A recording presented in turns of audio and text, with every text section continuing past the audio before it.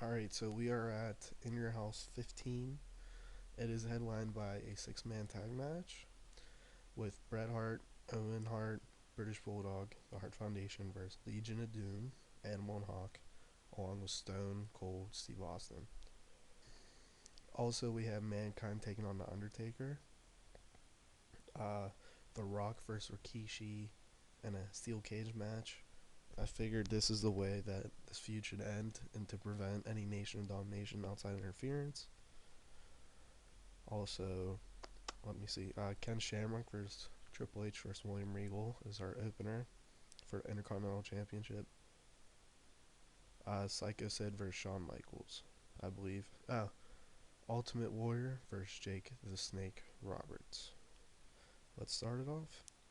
All right, so the show starts off with another battle royal, pre-show battle royal.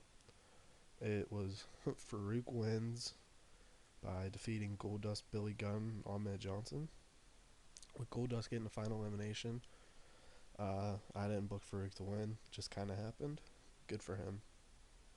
Alright, so after that, we go into the pay per view. This is what happened when the pay per view starts.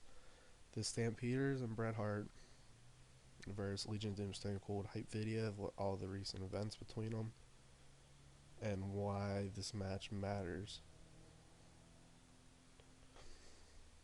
Alright, so our intro match, our first match is William Regal versus Triple H versus Ken Shamrock, where Ken Shamrock once again picks up the victory over Regal and Triple H. Ken Shamrock picking up another Intercontinental Championship win. The funny thing is, originally, before my computer crashed, which if you're new to the series, my computer crashed and I had to start back from like January and skipped a couple, 2 months or so. Ken Shamrock lost the title at WrestleMania. He kept the Intercontinental Championship from SummerSlam to WrestleMania and lost it to Triple H in a match also involving The Rock. And I think William Regal, oddly enough.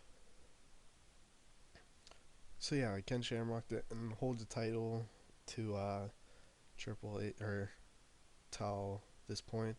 He lost it, but and the other side of that is at this point when I was recording, Ken Shamrock was getting main event push, and he was very over. He was probably my number 3 babyface behind Shawn Michaels and Stone Cold. But other than that, he's still top 5, and it's just like Triple H suffered a little bit from it, but he's gonna bounce back, and William Regal is just gonna do just fine. After the match, we get Psycho Sid cutting a promo on Shawn Michaels. Then we get a video hyping the history of these two, just because why these two are feuding, what happened before with them, and all that fun stuff. The reason I don't have Shawn appear before he comes up for a match is to reserve his pop. Like, if he did a backstage interview, which these promos are, that's what I think of them as. Maybe I should have said that earlier. But yeah, if he gets a promo backstage, the crowd reacts to him, and then when he comes out, they're like, okay, we already saw him, but still. But if you don't see him until the fact that he first comes out and he gets a huge reaction, I find it is a bigger pop normally. Here, HBK defeats Psycho Sid with Sweet Chin Music. Obviously, Psycho Sid isn't going to win this match. I just don't see that happening. He's a upper mid card guy. I'm not sure how long he's going to be on my roster. Don't have long term plans for him, but I have short term plans for him that are pretty big actually. Especially next month, he's facing the top babyface. But yeah, it's just he's not the greatest worker in the world. And right now, my matches are graded on popularity, not performance. So when I transition to like an equal popularity and performance setting, which I normally do, he's not going to be as valuable to the roster. Following that, The Rock cuts a promo on Rikishi. Not a great rating, but it's fine. He's going to get better. And, it just gives him a chance to talk and gives a chance for the crowd to hate on him. Then we go to a video hyping the match between Rock and Rikishi, steel cage match. Ratings not that great, but I don't really care because I'm building a star here, and I'm making Rikishi a mid card guy. I'm trying to make The Rock the biggest star as possible right now. You know what I mean? So it's not like it matters. Like the rating is fine. So we go to the match. Not the greatest rating in the world. Kind of curious about that. But you know, it's a mid card feud. It happens. So the match ends with The Rock defeating Rikishi when he escaped the cage. I picture like Rikishi's climbing over, and The Rock just goes through the door. And this is the end of the Rikishi part of the feud. They're both gonna go off to the King of the Ring and like to compete in that. Really, only one negative thing in the match. I guess these two just aren't the greatest workers right now. Maybe I'll send Rikishi back down developmental. Have Rock face someone that's a better worker than him.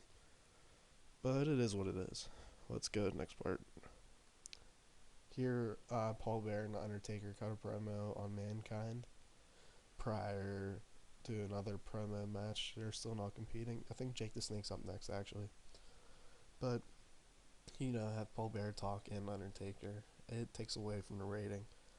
But hell, it's good to hear Paul Bear say something. We go to Ultimate Warrior versus Jake the Snake.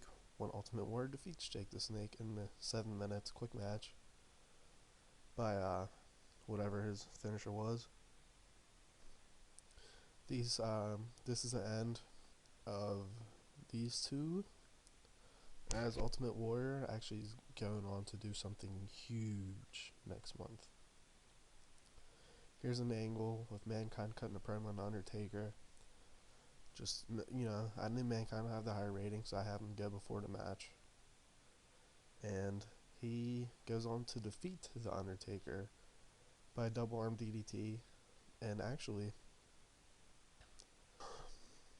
I was considering having Paul Bear turn heel on Undertaker in this match and align with Mankind, Jake the Snake, and you know, start a stable where it could possibly expand. But it didn't. Paul Bear doesn't really add anything to the table.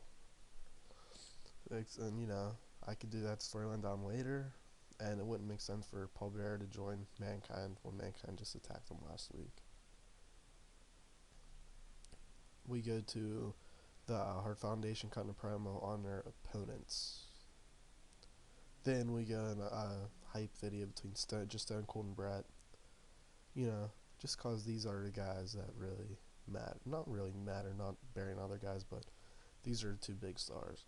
And then we go to the match, which actually gets a hell of a rating. I was not anticipating that high of a rating. Didn't mean to skip through it, is what it is. But, you know, the Bret Hart and the Stampeders defeat Stone Cold and Legion of Doom.